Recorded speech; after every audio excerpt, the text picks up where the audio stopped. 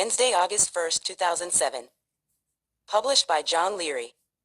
August 1st, 2007. Jesus said, "My people, there are many miles of uninhabited lands that provide oxygen from the forests and places for wild animals to survive. Man is sprawling out from the cities in seeking places for houses, and he is competing with the animals and creeping things for the use of the land. Many animal habitats are being invaded, and only special preserves and parks are protecting certain species of animals. It is man's pollution of the air and water that is most threatening to my balance of nature. Man's tampering with hybrids and cloning is another threat to my creation. It is man's job to be a caretaker of his environment and not an abuser. As your population expands, there is an increasing need for food and fresh water. Man needs to strike a balance between his needs and the needs of nature to be able to pass on this gift to the next generation. Give me praise and glory for my creation, and thank me for all that I provide for you on this earth."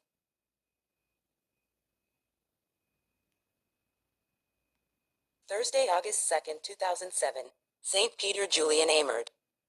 Published by John Leary.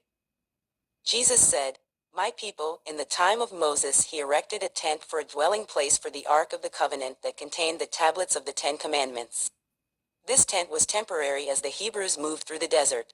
Today, you have another dwelling place for me in the tabernacles of your churches that have a more permanent structure. It is appropriate that you honor St. Peter Julian Amerd, who had a great love of my blessed sacrament in adoration. He founded an order of priests and one of nuns that were dedicated to giving adoration to my blessed sacrament.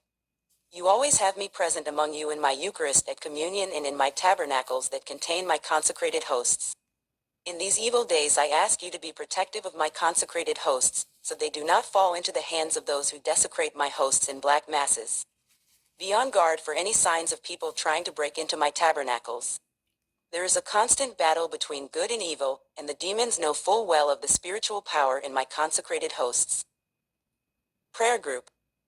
Jesus said, "My people, I have been focusing you on my crucifix in several messages because it should be a part of your life. The crucifix is a representation of how I died for all of man's sins, but it is an example to everyone of how I want you to take up your own cross of life and sacrifice it for me. Life is full of trials and joys, but you must be willing to share your suffering with me. By prayer and bearing your cross, you can gain merits in heaven for all that you endure here for me." Jesus said, "My people, this is the beginning of a string of events that will affect America. Many are already trying to lay the blame on someone for this bridge collapse. Many officials are aware of some marginal bridges that have the same rating of safety and are as old. This event may put more focus on fixing your older bridge infrastructures before another unfortunate disaster could occur." Jesus said, "My people, when you have discerned to build a refuge house, it would be good to make a small model to see how best to construct it to fit the land contour.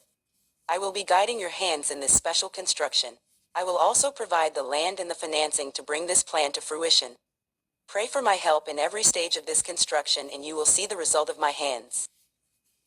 Jesus said, "My people, by the evidence of many end-time signs, the time for building a refuge is running out before you soon see the time of the tribulation beginning. I have given you many warnings about famines, earthquakes, and weather disasters. Now you are seeing these events coming to pass along with microchips in your passports and driver's licenses. Be prepared with your backpacks to leave for my refuges at any time." Jesus said, "My people, I have told you that I would provide springs of water for drinking and healing at my refuges. This vision is also showing you a pond that will be needed for bathing and washing your clothes. If necessary, this water could be filtered for drinking. Americans use large amounts of water for showers and watering your plants and grass. When water is more scarce, you will need to use your water for only the bare necessities. Rejoice that your needs will be provided for at my refuges." Jesus said, "My people, this vision of a confessional outdoors represents the freedom of movement that you will feel when you are released from your sins. There is a joy in your heart and soul once you have repented of your sins and you have been absolved in my forgiveness. Some people feel confined by the bondage of your sins and how certain sins have a control over you. By coming to me in confession, you too can be released and freed of the shackles of your sins. Give glory to me for giving you this sacrament of penance to put my spiritual peace back into your soul." Jesus said, "My people, at adoration you have me sacramentally present before you in all of my glory. This light shining out from my host represents the many graces that flow out to all of my adorers. My adorers have a special love and a desire to be close to me, and just as Mary, they have chosen the better portion and they will be rewarded for their visits to my blessed sacrament. When you visit me, take 5 or 10 minutes to just rest in quiet contemplation of my host before you. Do not be in a rush in your prayers, but take time to drink in my love and care for you. When you leave, your soul will be refreshed in my graces.